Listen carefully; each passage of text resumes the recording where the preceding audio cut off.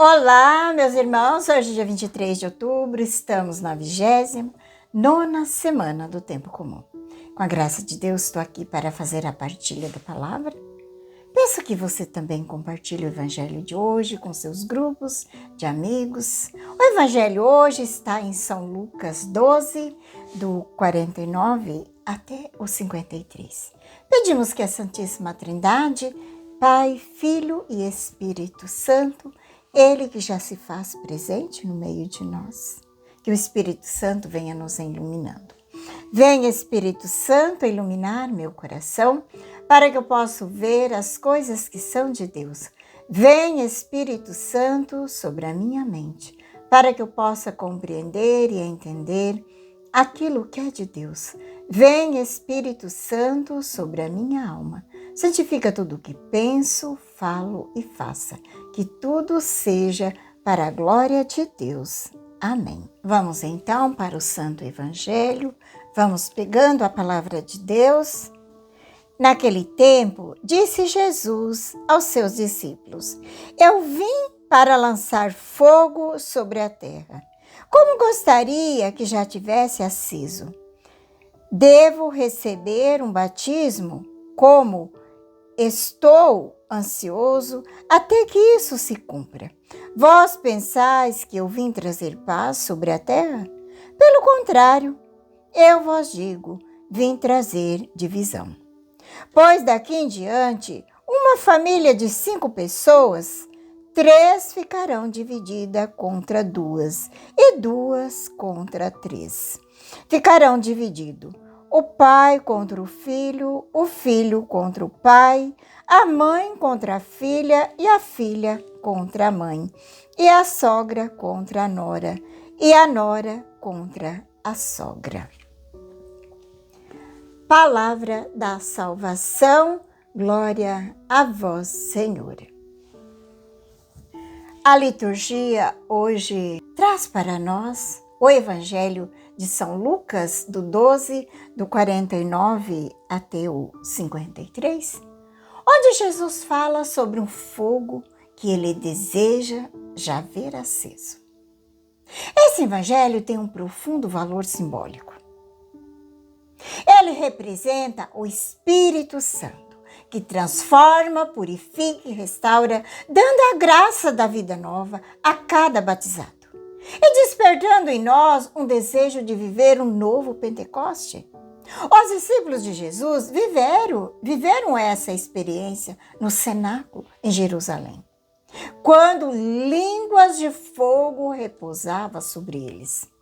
Esse fogo é o amor ardente de Deus que se consome o pecado, ilumina e traz a verdade. É o juízo de Deus que revela o que está escondido. Jesus disse: não vim trazer paz, mas a divisão. Essa divisão é consequência da fidelidade à verdade do Evangelho. Jesus não promove por maldade, mas pela verdade que ele mesmo representa.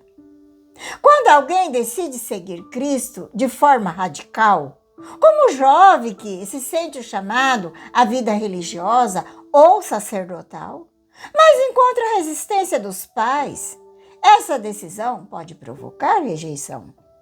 Alguns aceitam, outros rejeitam. A divisão mencionada por Jesus, portanto, o conflito entre o reino de Deus e os valores do mundo. Muitos tinham sonhos, projetos, até fez faculdade já com uma carreira promissora, mas de repente sente um chamado forte de Deus para servir como sacerdócio ou religiosa. Surge então a divisão entre a vontade de Deus e a expectativa da família. Nessas horas é preciso muita oração, escuta, discernimento para entender se é realmente a vocação para seguir. Mas as rejeições e os conflitos sempre existirão. Até Jesus viveu a contradição. Foi amado por muito e rejeitado por outros. E nós que desejamos seguir Jesus mais de perto, também viveremos isso. Ele nos fala hoje para termos consciência. Quem vive a verdade do Evangelho, quem adota a espiritualidade e os valores da doutrina da igreja, causará divisão entre os que é do reino de Deus e os que são dos valores deste mundo. Quem vive uma vida mundana. Jesus nos chama a permanecer firme na fidelidade ao Evangelho, que é através da oração íntima com Deus, o fogo do Espírito Santo que se mantém aceso em nossos corações. Hoje quero trazer a história de Santa Maria Goretti, que ilustra profundamente essa passagem do Evangelho, mostrando uma divisão entre o bem que levou ao seu martírio, mas também uma poderosa reconciliação através do perdão. Santa Maria Goretti era uma jovem italiana, era de uma família muito profundamente religiosa. Aos 12 anos, ela foi violentamente atacada em sua casa por Alessandro Serenelli, um jovem de 18 anos que morava com sua família na residência. O pecado de Alessandro tentou seduzi-la por várias vezes. Mas Maria, com uma maturidade espiritual notável, sempre resistia dizendo: não, não, Deus não quer o pecado. Ela preferiu enfrentar a morte do que cometer um pecado contra a sua pureza, contra a castidade e a sua fé. O martírio e o perdão. No dia 5 de julho de 1902, Alessandro, enfurecido pela resistência dela, a esfaqueou. Mortalmente, antes de morrer, Maria Goretti demonstrou um perdão sobrenatural, dizendo: sim, eu perdoo. Lá no céu rogarei para que ele se arrependa. Quero que ele esteja junto comigo na glória eterna. A ação de Alessandro criou a mais profunda divisão possível. Ele tirou a vida, uma vida inocente, e causou uma dor imensa. No entanto, o perdão de Maria Goretti abriu o caminho para o milagre. Anos depois, na prisão, Alessandro se converteu, atribuindo sua mudança de vida. Graças às orações de Maria, ele foi pessoalmente depois pedir perdão à mãe de Santa Maria Goretti. O algoze tornou-se um irmão em Cristo, testemunhando a sua santidade. A história de Santa Maria Goretti mostra a divisão que Jesus menciona nesse evangelho. Não como um fim, mas como uma consequência da escolha radical pelo bem. Jesus disse: vim trazer divisão.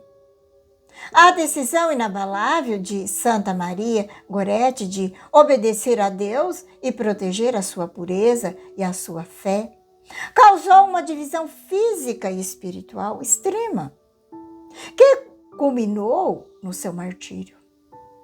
O fogo da caridade, o verdadeiro fogo que Jesus desejava acender, é do amor divino, o martírio de Santa Maria Goretti. Não foi um ato de ódio, mas um ato supremo de amor a Deus e de perdão ao próximo.